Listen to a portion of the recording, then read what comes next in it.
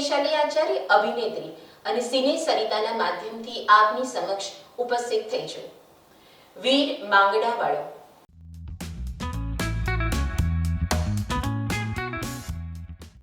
ગુજરાતી ફિલ્મોની અદ્ભુત સફળતાથી પ્રેરાઈને હિન્દી ફિલ્મોના અનેક નિર્માતાઓએ ગુજરાતી ફિલ્મોના નિર્માણમાં આવ્યા, જેમાં હિન્દી ફિલ્મોના જાણીતા નિર્માતા રામાનંદ સાગરે પણ ગુજરાતી ફિલ્મના નિર્માણમાં આવ્યા અને તેમણે ભગવાન શ્રી કૃષ્ણના ચરણોથી પાવન થયેલા સૌરાષ્ટ્ર ધરાના બરડા વિસ્તારમાં વીર માંગડાવાળો અને વણિક કન્યા સતી પદ્માવતીની અદ્ભુત પ્રેમ કથાનો વિષય પસંદ કરીને વીર માંગડાવાળો ફિલ્મનું નિર્માણ કર્યું. 1976માં સાગર આર્ટ કોર્પોરેશન મુંબઈના બેનર હેઠળ નિર્માતા સુભાષ સાગરે કાબિલ દિગ્દર્શક બાબુભાઈ મિસ્ત્રી સાથે ફિલ્મનું નિર્માણ હાથ ધર્યું. આ ફિલ્મનું કથાનક વીર માંગડાવાળા અને પદ્માવતીની શૌર્ય અને વીરતાથી સભર આ અમર પ્રેમ કથા ગામડે ગામડે જાણીતી છે, જેમાં રાજની ભાણ જેઠવાનો ભાણેજ મામાનગરના ધુંગલીથી ગાયોના ધણદે હાકી જનાર બાયલનો પીછો વીર માંગડાવાળો કરે છે અને રસ્તામાં તેની પ્રેમિકાના નગર પાટણના બારણેથી પસાર થાય છે, જ્યાં તેમની પ્રેમિકા પદ્માવતી તેમને ચોપાટ ખેલવા માટે આમંત્રણ આપે છે. ત્યારે ગૌરક્ષા માટે વહારે ચડેલા માંગડાવાળો પાછા વળતા ચોપાટ ખેલવાનું વચન આપી યુદ્ધે ચડે છે અને પદ્માવતી પ્રિયજનની પ્રતીક્ષા કરે છે, પરંતુ આ ધીંગાણામાં જૂજતા માંગડાવાળાને બાયલની બરછીથી ઘવાઈ અને વીરગતિ પામે છે.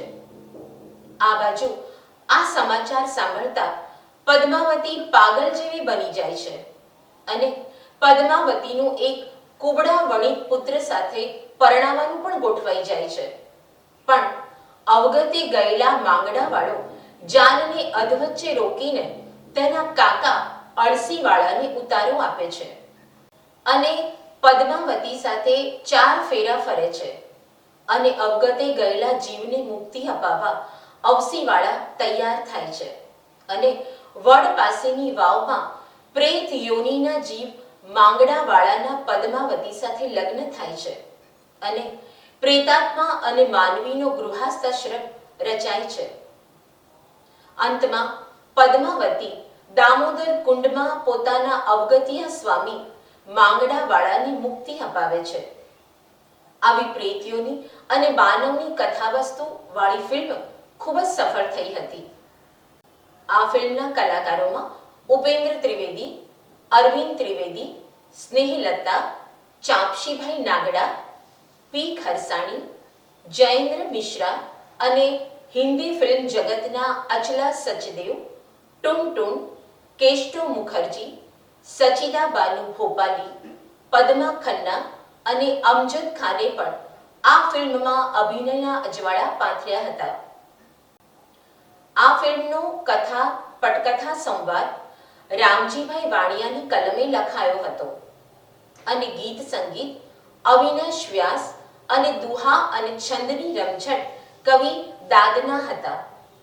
આ ફિલ્મની સફળતાથી પ્રેરાઈને ફિલ્મ નિર્માતા રામાનંદ સાગરે ગુજરાતી પ્રત્યે લાગણીના બંધને બંધાઈ ગયા હતા અને તેઓની વિશ્વ પ્રસિદ્ધ સિરિયલ રામાયણનું શૂટિંગ પણ ગુજરાતના વૃંદાવન સ્ટુડિયો ખાતે તેમણે કર્યું હતું અને આ સિરિયલમાં ઘણા બધા ગુજરાતી કલાકારોને પણ કામ કરવાનો અવસર પ્રાપ્ત થયો હતો.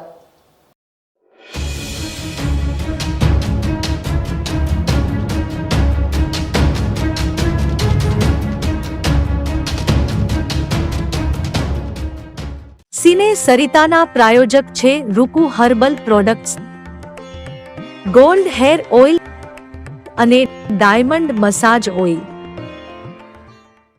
તો દર્શક મિત્રો, આ હતી ફિલ્મ વીર માંગડાવાળાની વાત અને આ માહિતી અમે આપના સુધી પહોંચાડી સિને સરિતાના માધ્યમથી.